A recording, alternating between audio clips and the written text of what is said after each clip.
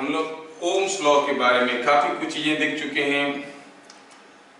Ohm's law का सबसे important part जो हम लोग देखे हैं वो ये था कि V is equal to I into are.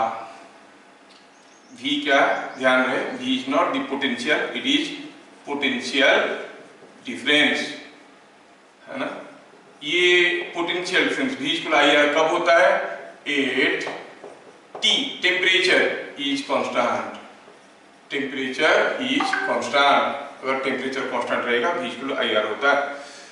Ohm's law को अगर हम किसी एक रेजिस्टेंस में अप्लाई करेंगे, कहेंगे कि ये पॉइंट A है, ये पॉइंट B है, इन दोनों के बीच में connected resistance is R A B, तो हम कहेंगे A से B जाता हुआ करंट IAB को हम लिख सकते हैं IAB is equal to VA minus VB by RAB।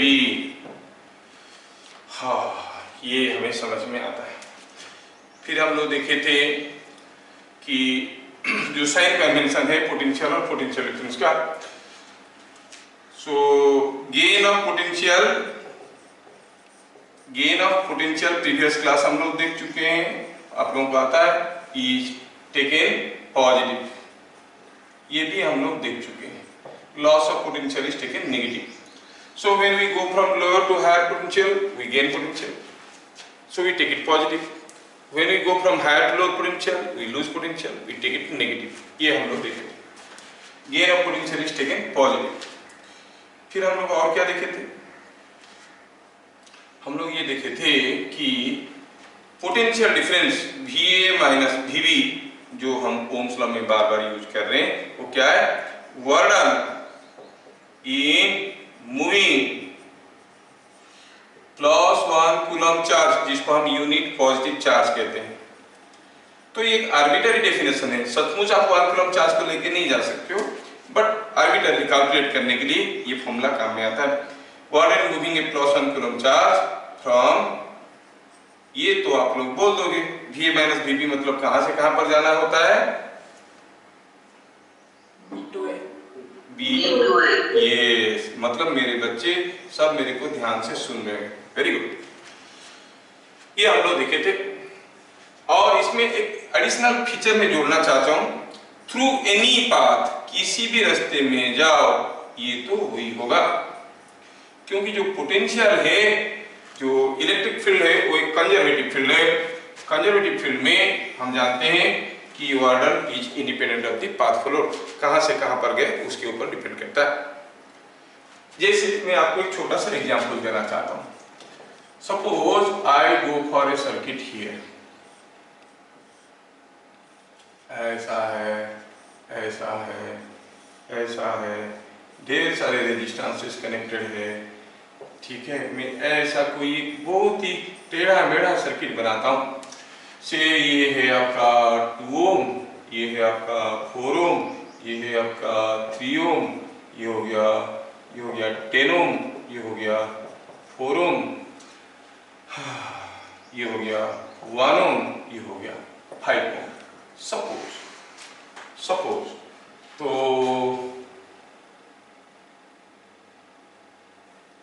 मैं यहाँ पे ले रहा हूँ से समथिंग लाइक 108 वोल्ट, ऐसे ले लिया कुछ भी, 108 volt. And suppose some 12 ampere of current is coming from here, 12 ampere of current is coming from here, going like this। ये 12 ampere है, और ये 12 ampere से ये मान लो इधर जा रहा है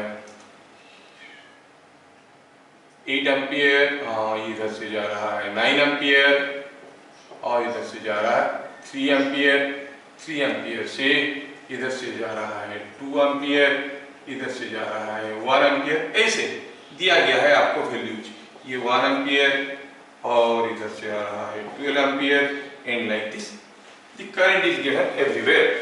बस आपको समझाने की कोशिश कर रहा हूँ। आई नेम डिफरेंट पॉइंट्स, आई से this point is A, this point is B, this point is C, this point is D, this point is E, this point is F, और ये पॉइंट को कहेंगे O। I want to find out potential at point C. To find V at point C, थोड़ा ध्यान से देखना ये point का पोटेंशियल क्या है। हम लोग डेफिनेशन देख चुके हैं। Potential at any point in a line network is given by the order in moving in positive charge from point of reference to point of concern through any path. आपको point of reference किसको लेना है? Negative terminal को point of reference लेते हैं या फिर ऐसा एक मार्क दिखा देते हैं। यहां से यहां तक जाना है, किसी भी रास्ते में जा सकते हो।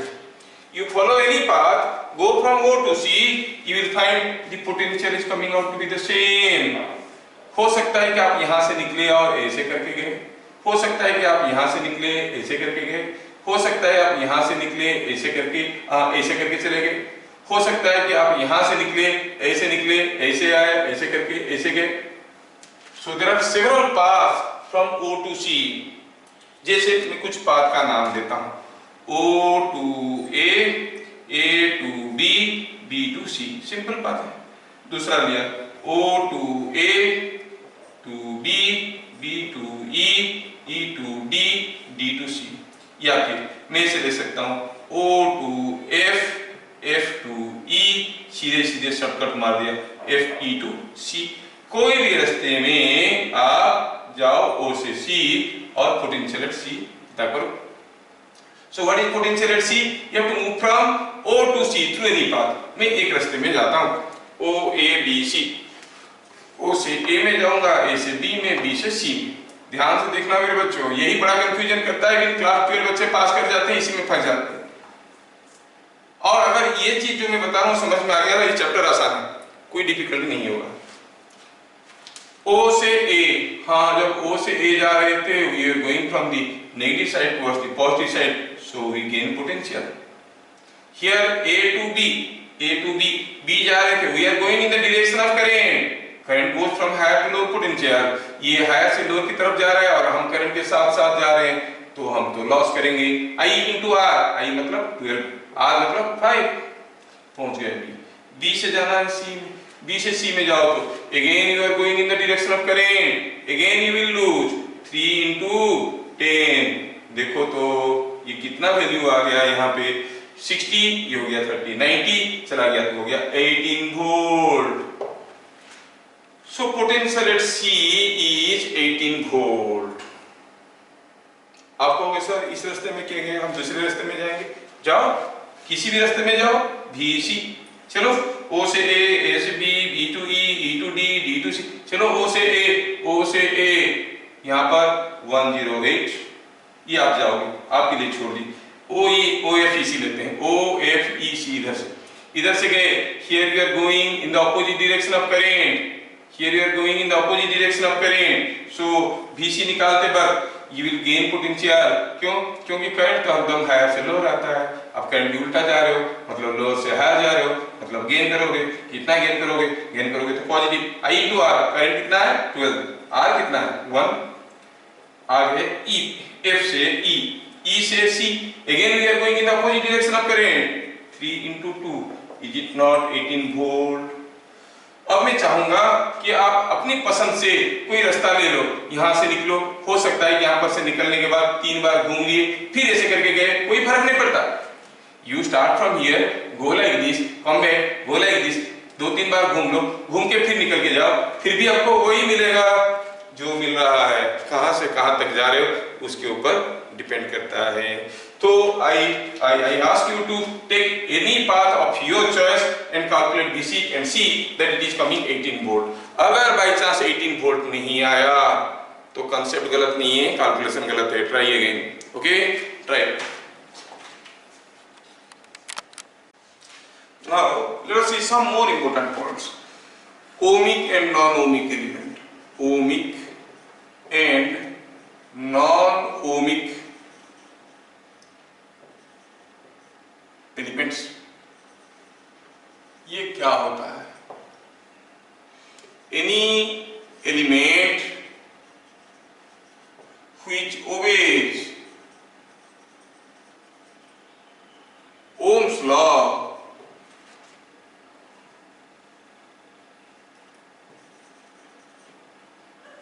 is called an ohmic element।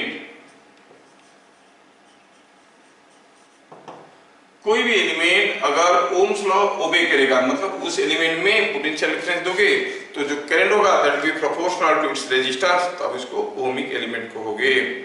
ठीक है, अगर नहीं ओबे करेगा अदरवाइज इट इज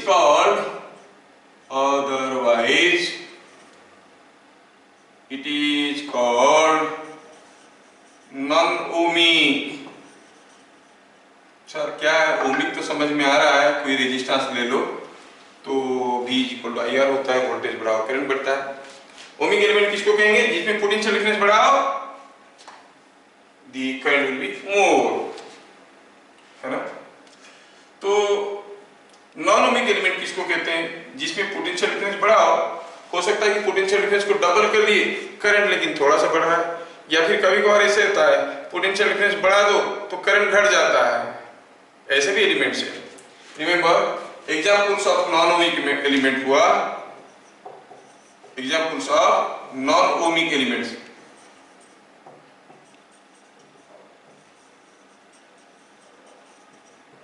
जो डायोड यूज करते हो, सारा electronic devices, transistors and all I write all electronic devices, उनमें ओम्स लॉ काम नहीं करता है।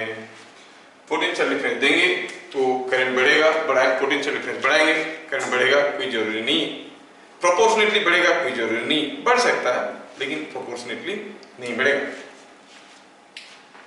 तो नेक्स्ट पॉइंट में देखेंगे V versus I diagram. In fact इसको डायग्राम नहीं कहते हैं कैरेक्टरिस्टिक, लेकिन हम लोग डायग्राम करके काम चलाएंगे। V क्या है? In fact the potential difference. V is the potential difference. अगर हम देखेंगे for an ohmic element,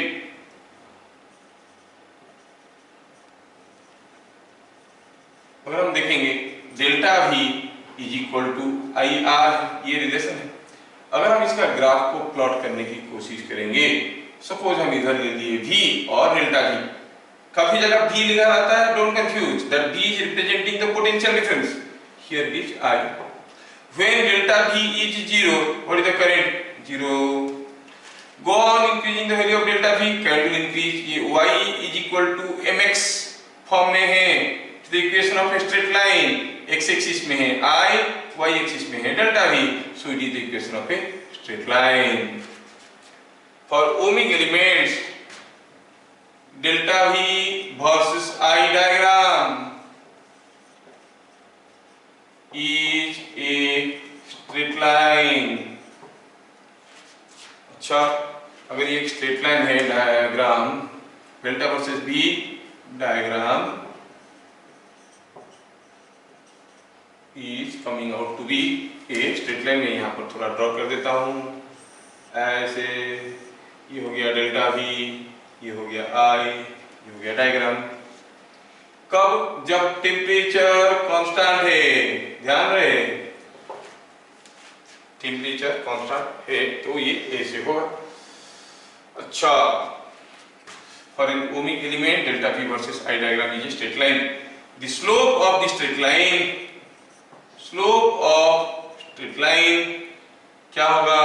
is equal to, क्या कहेंगे? इक्वल टू, क्योंकि ये delta V is equal to I into R, Y is equal to M into X है, M होता है straight line.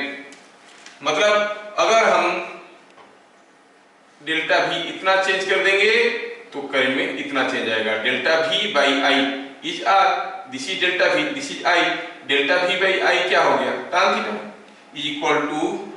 Is equal to tan theta, that is nothing but delta V by I। ये delta V है, ये I। For this value of delta V, this is the value of I, and what is that representing?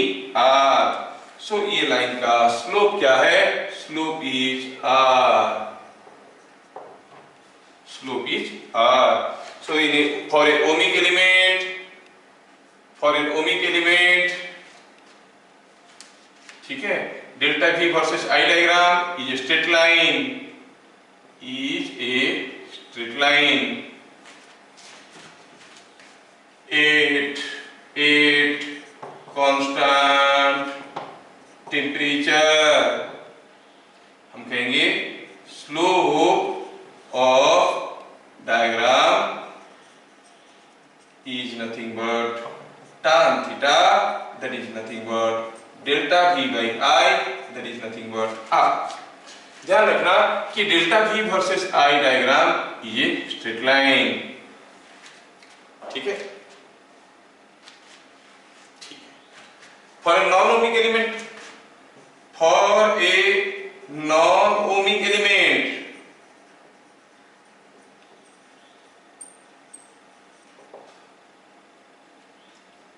The diagram is not a straight line, मतलब कुछ भी हो सकता है but not a straight line. मतलब कोई नॉन ओमिक एलिमेंट के लिए, जैसे मैं कोई अगर डायोड के लिए करता हूं, कोई डायोड के लिए डायग्राम ड्रॉ करूंगा तो ये डायग्राम दिखने में कुछ ऐसा होगा, it is not a straight line, ठीक है। कोई पीएन जंक्शन के लिए ड्रॉ करूंगा वो ऐसा होगा, ठीक है। Diagram will be like this. That means एक डायरेक्शन में पोटेंशियल डिफरेंस के लिए एक करंट होगा, दूसरी डायरेक्शन में दूसरा करंट होगा फॉर सेम पोटेंशियल डिफरेंस। तो ये हो गया नॉन ओमिक एलिमेंट जिसमें the graph is not a straight line, but however delta v by I, the slope is always representing the resistance. तो आप देखोगे यहाँ पर रेजिस्टेंस काफी लो है क्योंकि slope is less at this point. यहाँ पर रेजिस्टेंस काफी हाई है तो आप कहोगे यहाँ पर स्लोप ज्यादा है, मतलब इस पोजीशन में रेजिस्टेंस ज्यादा है, इसमें इस पोजीशन में रेजिस्टेंस कम है। तो जो नॉन ओमिक एलिमेंट होता है उसका रेजिस्टेंस फिक्स्ड नहीं रहता है, वो पोटेंशियल डिफरेंस या करंट के साथ बदलता है। A diode at very low potential difference will behave like infinite resistance, but at a very high potential difference it will just appear like a good conductor. समझ में आ रहा ना? ये पीएन जंक्शन है, पीएन जंक्शन डायोड है, आप class 12 में सब पढ़ोगे, ट्रांजिस्टर से पढ़ोगे। तो ये ऐसा है। For a non ohmic element diagram is not a straight line. I don't write it call it is not a straight line, it may be anything. And for ohmic element it is looking like this. यहाँ पर दो important चीज देखना है कि delta v versus I diagram is a straight line only at constant temperature. जैसे मैं आपको छोटा सा चीज बताता हूं, अगर आपको समझ में आ गया तो बोलना।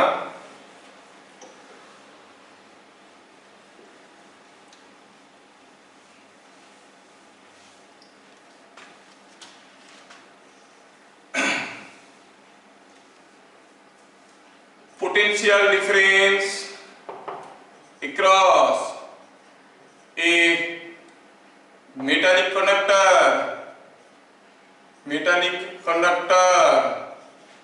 was gradually increased.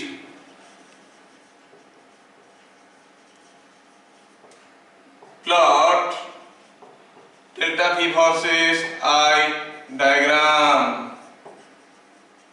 ये हो गया क्वेश्चन, ध्यान से देखना। मेटालिक कंडक्टर है तो कंडक्टिंग वायर है, behave as a non ohmic as an ohmic element. तो अक्सर यहाँ पर क्या होता है कि जब बच्चे इसको ड्रॉ करने की कोशिश करते हैं तो क्या करते हैं, this just draw it like this, but you know it's a metallic conductor. And in A delta V versus I diagram, delta V versus I diagram आप जानते हो कि the slope indicates the resistance, और ये metallic conductor है। जैसे जैसे हम ज्यादा पोटेंशियल डिफरेंस अप्लाई करेंगे, ज्यादा करंट फ्लो करेगा, ज्यादा करंट फ्लो करेगा तो उसमें हीट जनरेट होगा। जितना ज्यादा हीट जनरेट होगा उतने ज्यादा टेम्परेचर राइज करेगा।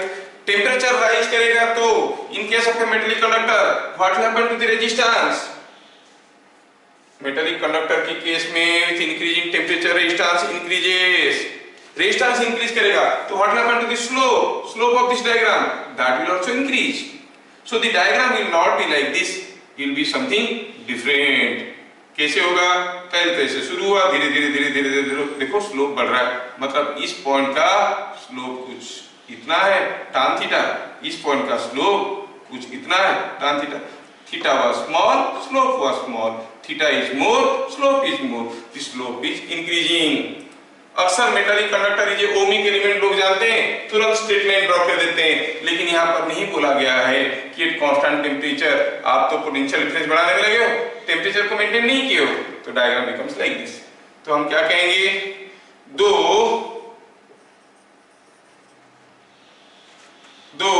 दी metallic conductor is an ohmic element, ये ओमिक एलिमेंट होते हुए भी yet as temperature is not constant, temperature gradually increases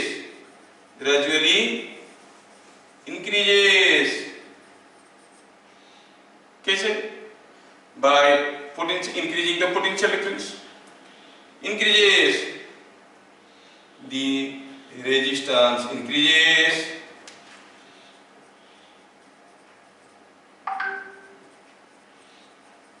and slope increases। तो डायग्राम स्ट्रेट लाइन नहीं हुआ, क्योंकि when the potential difference across a metallic conductor is increased, the current will increase, more heat will be produced, temperature will increase, और ये conductor है with increasing temperature resistance will increase, resistance बढ़ेगा तो slope will increase, the diagram is going to be like this। बहुत बड़े-बड़े महारथी question को गलत करके आ जाते हैं, draw PD when the potential difference is increased across a metallic conductor, draw delta P versus I diagram को क्या करते हैं, ओमिक एलिमेंट है सीधे ऐसे खींच लेते हैं, सीधा ऐसे नहीं होता है, ठीक है, आपको ध्यान रखना पड़ेगा, क्योंकि जो कन्वेंशनल मिस्टेक्स है वो स्कूल लेवल में चलता है, जैसे आप कोई अच्छा एंट्रेंस के लिए बैठने जाओगे तो ये सब चीजों को पकड़ लेंगे, ठीक है। नेक्स्ट हुआ कि अगर हम delta V versus I diagram के अलावा उल्टा करते हैं, क्या, suppose I go for I versus delta V diagram, ठीक है, at constant temperature this diagram for an ohmic element is a straight line, why, because I is equal to delta V by R। ये हो गया plot of, क्या बदलाव लाया हमने, वहां पर y एक्सिस में डेल्टा V था, अब x एक्सिस में डेल्टा V। बार बार एक क्वेश्चन आता है, now also it will be straight line, it is of the form of I is equal to something into delta V, and that something is 1 by R which represents the slope। तो इसके slope क्या है, slope is 1 by R, जो slope 1 by R है इसको हम लोग क्या कहते हैं कि कंडक्टेंस, ध्यान रहे, slope of the I versus V delta V diagram represents the conductance. ये चीज हमें समझ में आ गया, ठीक है, ये भी हमें समझ में आ गया।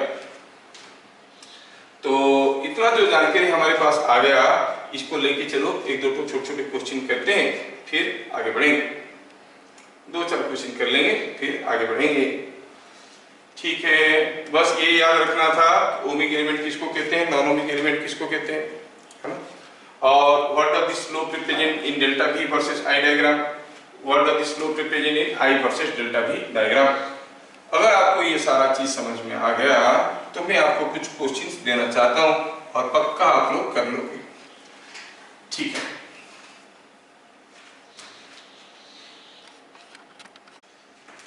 पहला क्वेश्चन देखिए, दिया है delta V versus I diagram for to wires, एक वायर है बी एक वायर है, पूछा है what is the ratio of the resistances, resistance of B is slope of delta V versus I diagram.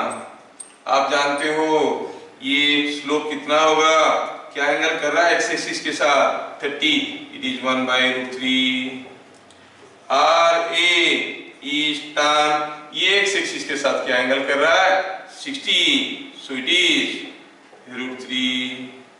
Now what is R A by R B? So R A by R B is equal to √3 divided by 1 by √3 is equal to 3:1. कितना जल्दी जल्दी कर लेते हैं, बहुत बढ़िया है समझ में. Slope is given by tan 30. ठीक है, स्लोप इज, एक का स्लोप हो गया 30, दूसरा कितना एंगल कर रहा है ये 30, ये 30, ये 60 है. Slope of A is tan 60. दूसरे क्वेश्चन में दिया है कॉपर वायर है, तो हम क्या देख रहे हैं, ये एट टेम्परेचर T1 और the slope of I versus delta V diagram gives conductance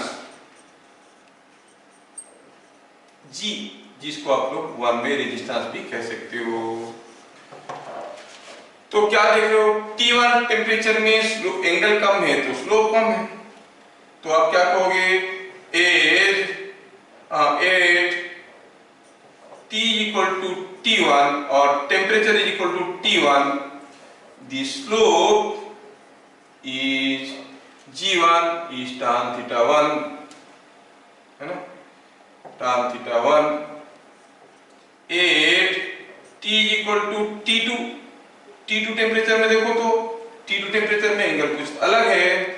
G2 is the conductance in that is tan theta, ये θ1 था, पहला केस में θ1 था, ये एंगल कितना है θ2 मान देते हैं. So this way you find the slopes are different. Here θ1 is less than θ2, so tan θ1 is less than tan θ2, and therefore G1 is less than G2, and therefore G1 is less than G2. G1 is 1 by resistance. 1 by resistance 1 is less than 1 by resistance 2, that is R1 is greater than R2.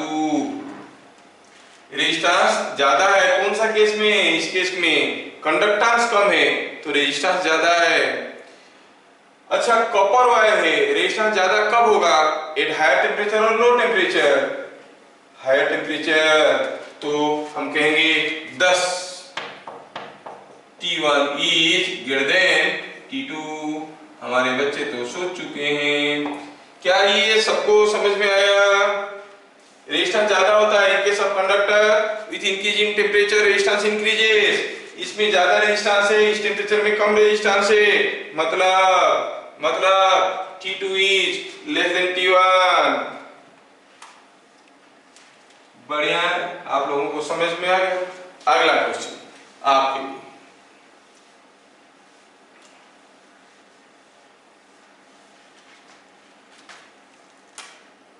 Question number 3. Delta V versus I diagram for a material is shown at different temperatures.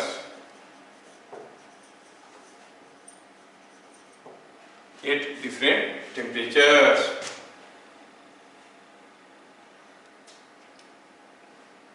The material is a conductor or non-conductor. Delta V versus I diagram दिया गया है. क्या दिया गया है, ये एक temperature है 2T में, ये एक टेम्परेचर है T में, और ये डेल्टा V है, ये I है. अलग अलग टेम्परेचर में अलग अलग डायग्राम बन रहा है. बताना है कि ये जो मटेरियल के लिए प्लॉट किए, नॉन कंडक्टर की कंडक्टर है, बिपिन कुमार लिहारिया बोल चुका है, नॉन कंडक्टर. अरे देखो यहाँ पर स्लोप क्या रिप्रेजेंट करता है, रेजिस्टेंस। आप देखिए कि टेम्परेचर बढ़ गया, T टेम्परेचर में रेजिस्टेंस जितना है 2T टेम्परेचर में रेजिस्टेंस कम है क्योंकि स्लोप कम है। तो क्या लिखेंगे सॉल्यूशन में, with increase in temperature, with increase in temperature slope, that is resistance, decreases only in case of non conductors. समझ में आया क्या? नॉन कंडक्टर की केस में ये बढ़ेगा तो टेम्परेचर बढ़ेगा तो रेजिस्टेंस घटेगा। तो टेम्परेचर के साथ वेरिएशन को आप लोग भली भांति समझ गए। ओम्स लॉ का ग्राफिकल फॉर्म को भी आप लोग बढ़िया से समझ गए। अब आगे बढ़ेंगे नेक्स्ट लॉ की तरफ, ठीक है। ये एक बहुत ही इंटरेस्टिंग लॉ है ओम्स लॉ के बाद, नाम तो सुना होगा, दैट इज किरचॉफ्स लॉज। अब ये लॉ दो पार्ट में है, मैं सीधा सीधा स्ट्राइक करता हूं। The law there are two parts, first law second law, इतना लफड़ा कौन लिखेगा, सीधा सीधा कहते हैं किरचॉफ्स करंट लॉ। कुछ लोग इसको फर्स्ट लॉ भी कहते हैं, but the law says something about current, तो ये किरचॉफ्स करंट लॉ है। किरचॉफ्स करंट लॉ से क्या पता चलता है, पहले लॉ का स्टेटमेंट लिख देते हैं फिर समझेंगे। कोई वैसी बड़ी चीज तो है नहीं, आपको मालूम होगा। You know charge can neither be created nor be destroyed. On that basis only this law is there. पहला तो लिखेंगे, सबसे इंपॉर्टेंट चीज इसके बारे में ये है कि this law is on the basis of conservation of charge. Conservation of charge, ठीक है, ठीक है, कंजर्वेशन ऑफ चार्ज। क्या कहता है लॉ, कहता है लॉ का स्टेटमेंट क्या कहता है, स्टेटमेंट कहता है द अलजेब्रिक सम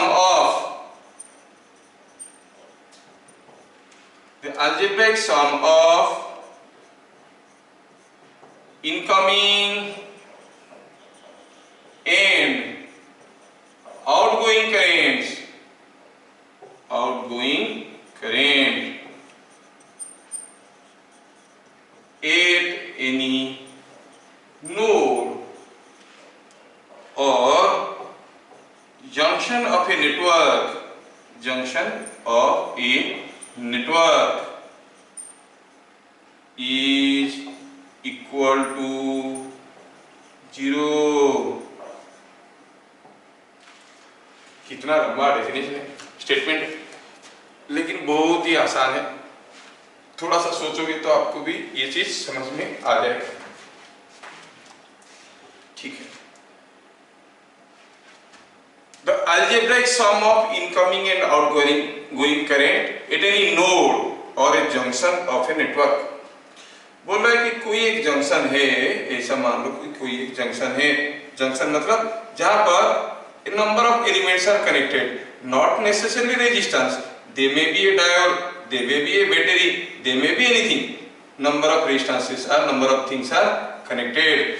कोई जरूरी नहीं कि रेजिस्टेंस हो के बार बार बोल रहा हूँ, हो सकता है कि बैटरी है, ये एक डायोड है, ये एक ट्रांजिस्टर है, ये एक रेजिस्टेंस है, ये कैपेसिटर है, ये कोई कॉइल है, कुछ भी हो सकता है। ऐसा केसेस में सपोज हमें दिखा कि जो सारे रेजिस्टेंसेस हम देख रहे हैं हर एक में कुछ कुछ करंट है।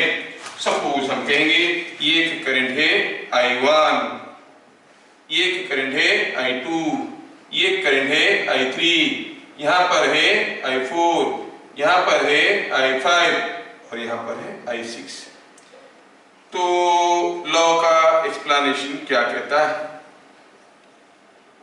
लॉ का एक्सप्लेनेशन क्या कहता है, कहता है अलजेब्रिक सम ऑफ, क्या अलजेब्रिक सम, अलजेब्रिक सम मतलब, अलजेब्रिक सम मतलब अलजेब्रिकली अगर हम उनको साइन देंगे, मान लो इनकमिंग करंट को जो नोड है, ये है नोड जंक्शन, जंक्शन पे आता हुआ करंट को हम कहेंगे इनकमिंग करंट, जंक्शन से जाता हुआ करंट को कहेंगे आउटगोइंग करंट। जैसे I2 is incoming current, I4 is incoming current, I6 is incoming current, I3 is outgoing current. Algebraic sum of all this currents, मतलब अगर आप इनकमिंग करंट को पॉजिटिव कहते हो तो आउटगोइंग करंट को नेगेटिव कहो, या फिर उल्टा इनकमिंग करंट को नेगेटिव कहते हो तो आउटगोइंग करंट को पॉजिटिव कहो। ऐसा कहने के बाद वो सारा करंट को उनके अप्रोप्रिएट साइन के साथ अगर जोड़ दोगे तो होगा जीरो। अलजेब्रिक सम का मतलब वह एक पर्टिकुलर टाइप का करंट को पॉजिटिव लेंगे तो दूसरे को नेगेटिव लेंगे, लेने के बाद सबको अगर जोड़ देंगे तो होगा जीरो। तो एक्सप्लेनेशन क्या कहता है? कहता है the net current coming into the node, the net current coming in to the node is equal to net current going out of the node। मतलब कौन कौन करंट आ रहा है देखो तो, I2 आ रहा है, I6 आ रहा है, I4 आ रहा है, I2 plus I6 plus I4 is equal to I1 plus I3 plus I5। तो ऐसे करके हम incoming current is equal to net outgoing current कर सकते हैं। ठीक है, ये है किरचॉफ्स करंट लॉ, जो कि काफी सिंपल है, जितना करंट आएगा उतना ही करंट हो जाएगा। If I want to verify this law, I can say verification of the law cannot be proved, but verification मतलब on the basis of another law, verification of law। ठीक है, तो क्या कहेगा? Considering junction O, considering junction O for t seconds, Q in charge coming to node और junction O। Node और junction में कभी कभी नोड कभी कभी जंक्शन लिख देता हूं, don't worry, they are the same thing. कितना चार्ज आ रहा है? ये आ रहा है क्या? ये तो ले रहा है, ये ला रहा है, ये ला रहा है, ये ला रहा है। टी सेकंड में ये कितना चार्ज लाएगा? कितना? Current into time, I2t। ये कितना लाएगा? I6 into T. और कौन लाएगा? ये भी तो ला रहा है, इनकमिंग है, सो I4 into T. Yes, Q out, charge going out in from O। कौन जा रहा है? ये ले रहा है चार्ज, ये चार्ज भगा रहा है। कितना चार्ज? टी सेकंड में कितना ले जाएगा? I1 into T. ये भी ले जाएगा कुछ यहाँ से, I5 इंटू टी, ये ले जाएगा I3 इंटू टी। तो ऐसे I1 T, I3 T, I5 T. And you know, by law of conservation of charge,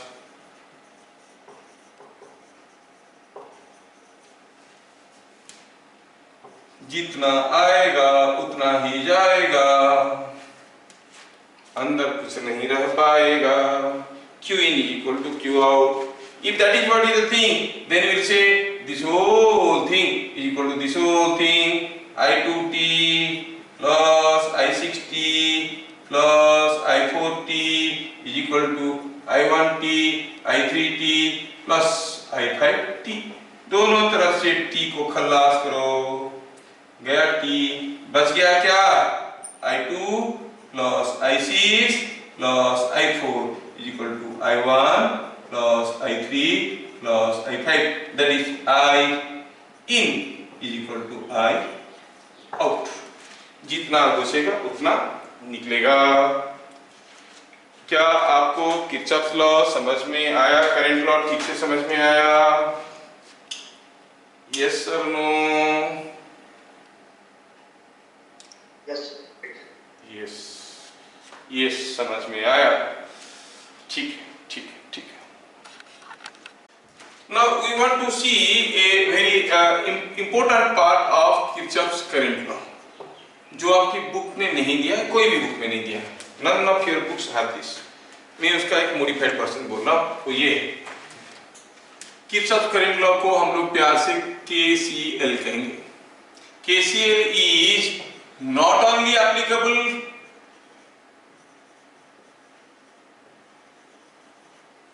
to a node, it is also applicable to any part of a network। कोई एक circuit का network कहो, एक circuit कहो, कोई भी एक part को हम इसको अप्लाई कर सकते हैं। मतलब the algebraic sum of incoming and outgoing currents at any part of a network is also equal to 0। कहने का मतलब ये हुआ कि अगर हम कहेंगे कि ये कोई एक सर्किट है, इसमें ढेर सारे रेजिस्टेंसेस है और कुछ रेजिस्टेंस क्या है करंट मालूम नहीं है, लेकिन कुछ रेजिस्टेंसेस है हर जगह। यहाँ पर कुछ बैटरी है, यहाँ पर I1 करंट जा रहा है, यहाँ पर I2 जा रहा है, यहाँ पर I3 आ रहा है, यहाँ पर से I4 आ रहा है, इधर से मान लो I5 जा रहा है, इधर से I1 जा रहा है। तो कहता है कि कोई भी एक पार्ट ले लो। Suppose I consider this as a part of a network, ये पार्ट ऑफ ए नेटवर्क। यहां से करंट निकल के आ रहा है I4, तो हम क्या कहेंगे, just for sake of example इसे एक आर्बिट्रेरी बना दी। देखो तो ये पार्ट को to this part of the network what is current going in, what is the current going in. देखो तो यहाँ पे कोई करंट घुस रहा है ना, तो हम क्या कहेंगे, इट इज I4। और यहाँ पे भी तो कोई करंट घुस रहा है, कितना है I1, और यहाँ से तो निकल रहा है और यहाँ से तो निकल रहा है। ये जो पार्ट से बाहर या अंदर जाने के लिए दो ही रास्ता है, यहाँ पे। तो बाहर निकल रहा है I4 प्लस I1, है ना, यहाँ पर I4 और यहाँ से क्या निकल रहा है I1। तो इधर देखो तो अगर हम कहेंगे इधर से I1 घुस रहा है, अच्छा बाहर क्या निकल रहा है, ये इनकमिंग है। आउटगोइंग क्या है, यहाँ से निकल रहा है I4 और यहाँ से निकल रहा है I1। ठीक है, शायद मैं बहुत बढ़िया से समझा नहीं पाया। I tell you something different. Suppose हम कहेंगे कि ये आपका घर है, घर में आपको पावर सप्लाई हुआ है खंबे से, ठीक है, और कुछ करंट अंदर आ रहा है और घर में कितने सारे बल्ब लगे हैं, कितने सारे हीटर कॉइल लगे हैं। हो सकता है कि आपके घर में इन्वर्टर है, हो सकता है कि आपके घर में फ्रिज है, रेफ्रिजरेटर है, एसी है। ये जो करंट अंदर आया, ये सारे में घुस के घूम के निकलने के बाद अगर हम कहेंगे I1 करंट आया, तो लॉ कहता है I1 करंट ही वापस जाएगा। जितना करंट घुसेगा उतना ही करंट बाहर जाएगा। समझ में आ रहा है क्या? तो आप बोलोगे सर हम पैसा क्यों देते हैं, वाई वी पे इलेक्ट्रिक बिल, जितना करंट आया उतना करंट गया, तो हम इलेक्ट्रिक बिल क्यों देंगे? सिंपल सी बात है, आपके घर में 10 लोग आए काम करने के लिए, सुबह काम धाम सब किए, शाम को 10 लोग गए, क्या आप कंट्रैक्टर को पूछोगे 10 लोग आए थे 10 लोग गए पैसा क्यों देंगे? अरे वो जो काम किए हैं अंदर उसके लिए पैसा देना है। You don't pay for the current, you are paying for the work done or the energy consumed। आपका जो मीटर लगा है वो energy meter, it measures how much work is done by the current। समझ में आया? Current you cannot consume because it is flow of charge, charge cannot be consumed, charge can neither be created nor be destroyed। समझ में आया क्या? अच्छा, अब ये पार्ट का सिग्निफिकेंस आपको समझ में आएगा। Before that, I want to give you an example। Suppose ये कोई एक सर्किट है,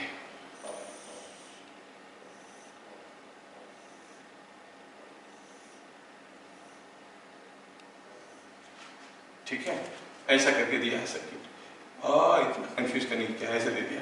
Suppose here is something like 12 ampere current, here is coming out to be 4 ampere current, here is coming out to be 2 ampere current, here is coming out to be 1 ampere current, और बाकी हर जगह current मालूम नहीं। Suppose हमें पूछा गया है बताओ what is x, what is y, what is I1 and what is I2, ऐसे करके वैल्यूज आपको पूछा गया है। क्या पूछा है? x, y, I1, I2। Find x, y, I1, I2। ऐसा कोई एक सर्किट में करंट फ्लो कर रहे हैं, नॉन करंट में दिया है ये 12 एम्पियर 4 एम्पियर है। यहाँ पर x है, कितना है x बताओ, ये y कितना है, ये 2 एम्पियर दिया है, ये I1 कितना है, ऐसे करके पूछा है। ऐसा केस को सॉल्व करने के लिए हम लोग क्या करेंगे? We are making use of Kirchhoff current law, that too applicable to a node. मैं अदर पार्ट को वेरीफाई करके दिखाऊंगा थोड़ी देर में। चलिए हम ये सारा नोड को नाम दे देते हैं। इस नोड को नाम दिए A, ठीक है, इस नोड को नाम दिए B, ये नोड को नाम दिए C, ये नोड को नाम दिए D। सॉल्यूशन करने की कोशिश करेंगे। KCL to A, node A, node A यहाँ पे जितना करंट आता है उतना करंट जाता है। हमें फॉर्मूला मालूम है, I in is equal to I out। I in क्या है? नोड A को I in क्या है? ये घुस रहा है, कितना है? X। I out क्या है? इधर गया 4, इधर गया 2, so it is 4 plus 2 and that is 6 ampere। मिल गया X का value. Now I apply KCL to B। देखो कितना इंटरेस्टिंग रिजल्ट आएगा। I in is equal to I out। अब इसमें थोड़ा ध्यान से देखो तो I in क्या है? 12। I out क्या है? X। X बाहर जा रहा है, Y भी तो बाहर जा रहा है। X प्लस Y, जबकि X कितना है? 6 एम्पियर। सो आप कहोगे Y is also 6 ampere. KCL to C, KCL to C, इसमें भी I in is equal to I out करेंगे। I in हो गया, ये क्या घुस रहा है? Y, क्या निकल रहा है? 1 प्लस I1, तो आप कहोगे Y is equal to 1 plus I1। Y का वैल्यू कितना है? 6, तो I1 कितना हो गया? 5 ampere. So I1 is 5 ampere. KCL to D, KCL to D क्या देगा? I in is equal to I out। D में in क्या हो रहा है? 1 and 2, out क्या हो रहा है? I2, तो आप कहोगे I1 plus 2 is equal to I2 और I2 is equal to 3 ampere. कितना सिंपल था, एकदम दिमाग लगाने की जरूरत नहीं था, आपने से हल भी कर लिया होगा इसको। थोड़ा सा मैं यहाँ पे वैल्यूज को लिखना चाहता हूँ, ये तो कैलकुलेशन सबको समझ में आ गया। अब पता चल गया है कि यहाँ पर I2 कितना है? 3 एम्पियर। समझो I1 कितना है? 5 एम्पियर, ठीक है। X कितना है? X इज 6 एम्पियर, Y है 6 एम्पियर।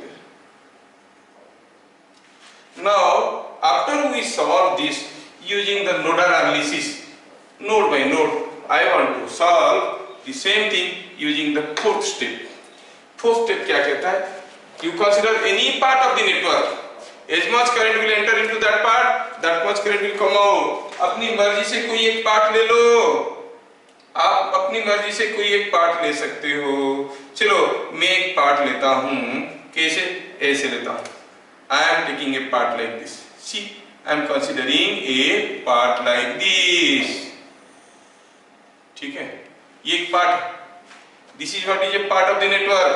थोड़ा सा देखो तो यहाँ पर देखेंगे तो इस पार्ट में करंट कहाँ घुस रहा है? इधर घुस रहा है। देखो X घुसा है इधर 1 घुसा है, इधर 3 निकला है, इधर 4 निकला है। तो what is the current going in? X plus 1। X कितना था? 6 प्लस 1। ये फिगर थोड़ा ऐसा हो गया बोल के आपको कंफ्यूजन लग रहा होगा। Let me draw it like this. This is a part of the network.